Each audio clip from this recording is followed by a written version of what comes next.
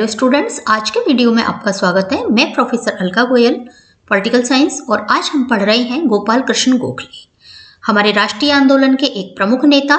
राष्ट्रीय आंदोलन की 3 धाराएं रहीं: उदारवादी, उग्रपंथी और गांधीवादी। गोपाल कृष्ण गोखले उदारवादी विचारधारा के मुख्य विचारक हैं, जिनका मानना था कि हमारा जो स्वतंत्रता संग्राम है, हम बजाय किन्हीं हिंसात्मक साधनों के या फिर आंदोलन के शांतिपूर्ण तरीके से करें। संवैधानिक और शांतिपूर्ण तरीकों में इनका विश्वास था।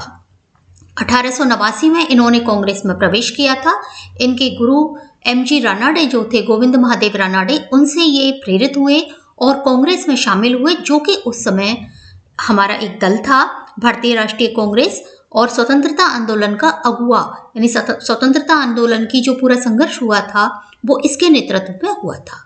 गोपाल कृष्ण गोखले ने तत्कालीन समय में उस समय के अनुसार काफी सारे राजनीतिक और सामाजिक विचार अपने समय समय पर व्यक्त किए थे, और जैसे मैंने बताया कि इनका विश्वास संवैधानिक तरीकों में था और ये ऐसा मानते थे कि शांतिपूर्ण तरीके से हम अपनी बात, अपने स्वतंत्रता आंदोलन को ज्यादा अच्छी तरह से चला सकते हैं।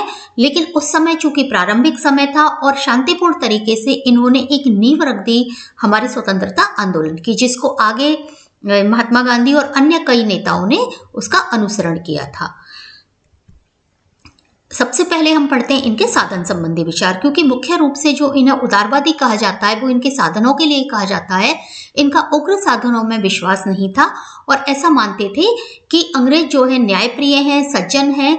यदि हम सही तरीके से, संवैधानिक तरीके से, शांतिपूर्ण तरीके से अपनी बात उन तक पहुंचाएंगे तो संभवतः वो हमारी बात को आसानी से मान लेंगे। उग्रपंथी के जो नेता थे तिलक, इनमें और गोखले में मुख्य जो भेद था वो साधनों को लेकर ही था। और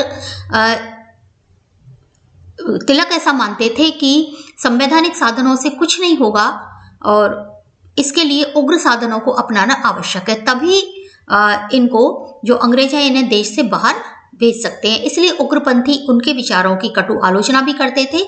और तिलक और जो बाल गंगाधर तिलक हैं, विपिन चंद्र पाल हैं, ये लोग मानते थे कि उदारवादी जो हैं वो भिक्षावृत्ति, यानी अपने अधिकार को मांग रहे हैं, इसलिए भिक्षावृत्ति की बात वो कहते थे कि ये तो राजनीतिक भिक्षावृत्ति है, हमें अपने अधिकार को हासिल करना चाहिए, ना कि मांग कर लेना चाहिए।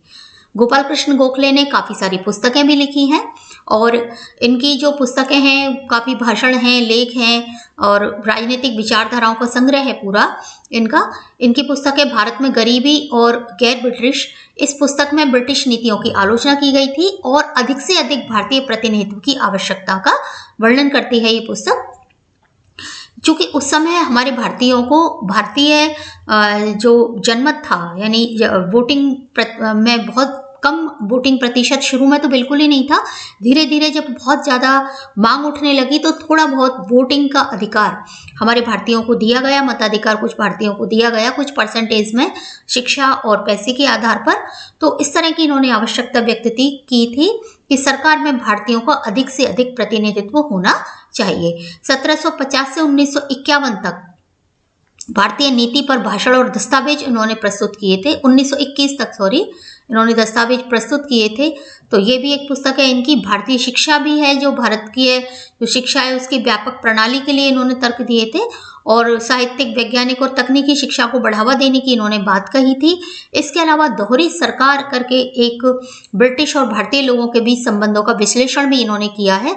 इसके अलावा एक इनकी विरासत भी थी। जब मॉन्टेमिर्लो एक्ट पर काफ़ी जो दल है वो एक साथ नहीं हो रहे थे, एक मत नहीं हो रहे थे, तब अंग्रेजों ने इन्हें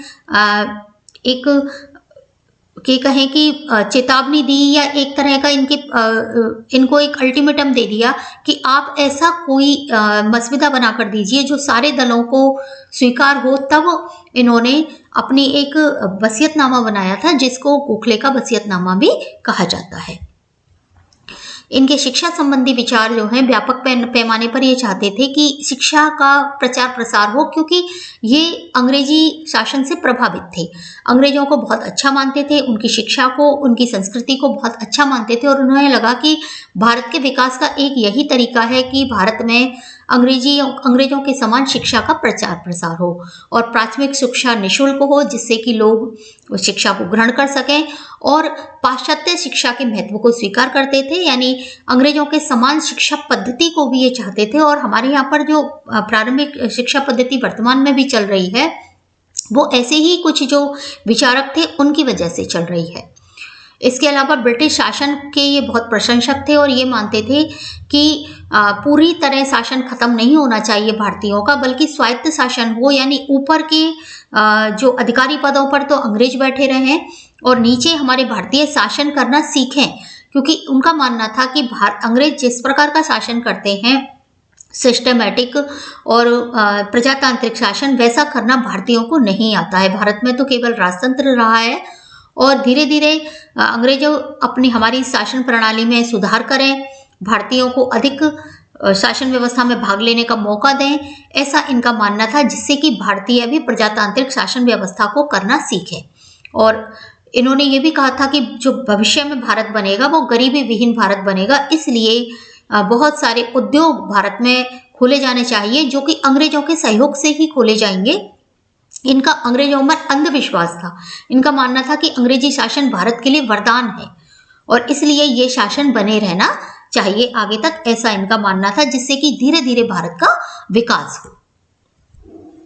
स्वायत्त शासन संबंधी इन्होंने विचार रखे थे, तो इन्होंने ये कहा था कि धीरे धीरे भारत में स्वायत्त शासन स्थापित हो, यानी भारतीय शासन को सीखें करना, और इसके लिए इन्होंने कुछ मांगे रखी थी, जैसे कि विधान परिषद के कम से कम 1/3 सदस्य भारतीय होने चाहिए और तभी जो बजट है, यानी जो पैसे के लेन देन का जो मसविदा होता है उसको बजट कहते हैं, तो बजट तभी क्रियान्वित किया जाए जब विधान परिषद उसे पारित करते। उस समय विधान परिषद होती थी, वर्तमान में जिसे हम विधानसभा या विधान परिषद 2 या फिर अन्य नामों से पुकारते हैं, तो उस समय विधान परिषद थी और उनका मानना था कि कम से कम 1/3 सदस्य उसमें भारतीय होने चाहिए।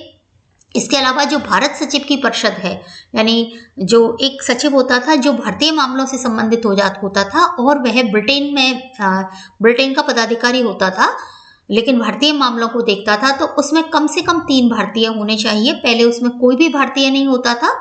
इसके अलावा जिला स्तर पर परामर्श मंडलों की स्थापना की जानी चाहिए और न्यायाधीश जो जिलाधीश हैं इन परामर्श मंडलों के आधार पर ही कार्य करें। जिलाधीश हमेशा अंग्रेजी होते थे, कलेक्टर जिसको हम कहें वर्तमान में, और वो कहते थे कि एक सलाहकार परिषदों की स्थापना होनी चाहिए और जिलाधीश इन परिषदों से परामर्श करके ही काम करें और इन परिषदों में भारतीयों की संख्या ज्यादा रखी जाए। इसके अलावा सैनिक व्यय में कमी की जाए, इनका ऐसा भी मानना था, क्योंकि जो सेना का व्यय है वो भारतीय कोष से जाता है और भारत का इसको कोई फायदा नहीं मिलता है। तो इसके लिए उन्होंने काफी सुझाव दिए थे कि रिजर्व फोर्स रखी जाए, यानी आवश्यकता पड़े तो फोर्स रखी जाए। इसके अलावा मतलब उनको तभी वेतन दिया जाए, इस तरह की इन्होंने काफी सुझाव रखे थे। इसके अलावा कार्यपालिका न्यायपालिका को पूरी तरह पृथक कर दिया जाए, जिससे कि न्यायपालिका अपने अनुसार तोड़ मोड़ के न्याय को नहीं दे, निष्पक्ष न्याय दे। और प्राथमिक शिक्षा के विस्तार की इन्होंने बात कही थी कि हर भारतीय शिक्षित हो, ऐसी इन्होंने बोला था। और इसलिए इन्होंने कहा कि जो शिक्षा है वो निःशुल्क होनी चाहिए, प्राथमिक शिक्षा निःशुल्क होनी चाहिए, ऐसा इनका मानना था। तभी भारतीय, चूंकि भारत में तो काफी गरीबी है, तो इसलिए भारतीय तभी शिक्षा ग्रहण कर पाएंगे जब भारत में निःशुल्क शिक्षा होगी। इसके अलावा ये पूरी तरह से स्वदेशी के समर्थक थे, लेकिन स्वदेशी के मन से समर्थक थे ये पूरी तरह। बाकी अंग्रेजी शिक्षा से, अंग्रेजी संस्कृति से उनकी जो भी तरीका था कार्य करने का, उससे बहुत प्रभावित थे, लेकिन ये मन से जैसे कहे स्वदेशी थे। हमारी भारतीय वेशभूषा पहनते थे, हमारी भाषा बोलते थे और भारतीय संस्कृति के ही पुजारी थे, लेकिन ऐसा मानते थे कि भारत में भारत की जो निर्मित वस्तुएं हैं वो ही लोगों को प्रयोग में लानी चाहिए। और भारत में आर्थिक व्यवस्था को सुधारने के लिए भी इन्होंने कहा कि उद्योग धंधे भी पनपने चाहिए भारत में और भारतीयों को भी काम मिले, जिससे कि भारत की आर्थिक स्थिति सुधरे। आर्थिक विचार, चूंकि इसका ये फर्स्ट पार्ट है, मैं आपको सेकंड पार्ट में इसके आर्थिक विचार भी बताऊंगी और वहां पर आपको विस्तार से आर्थिक विचारों को जानने का मौका मिलेगा, क्योंकि गोखले के आर्थिक विचार काफी प्रसिद्ध रहे हैं। इसके अलावा इन्होंने राष्ट्रीय एकता संबंधी विचार भी किए थे, क्योंकि ये व्यक्तिगत रूप से हिंदू थे और अपने आप को ऐसा मानते थे कि सारे जो संप्रदाय हैं वो सब मिलजुल कर रहने चाहिए, तभी देश की प्रगति हो सकती है। तो हिंदुत्व का मतलब ये कहे कि उग्र हिंदूवादी ये नहीं थे और देश की एकता में विश्वास करते थे। और अंग्रेजों द्वारा जो फूट डालो भारत शासन करो की नीति थी, उसके बहुत ज्यादा विरोधी थे। तो इनके जो विचार हैं वो बहुत महत्वपूर्ण रहे हैं। और ये चूंकि मेरा फर्स्ट पार्ट है, आप सेकंड पार्ट भी जरूर देखिएगा। और जो भी आपकी क्वेरीज हो वो क्वेरी भी आप कमेंट सेक्शन में जरूर डालिए। आपको किन विषयों पर वीडियो चाहिए वो भी आप जरूर डालिए।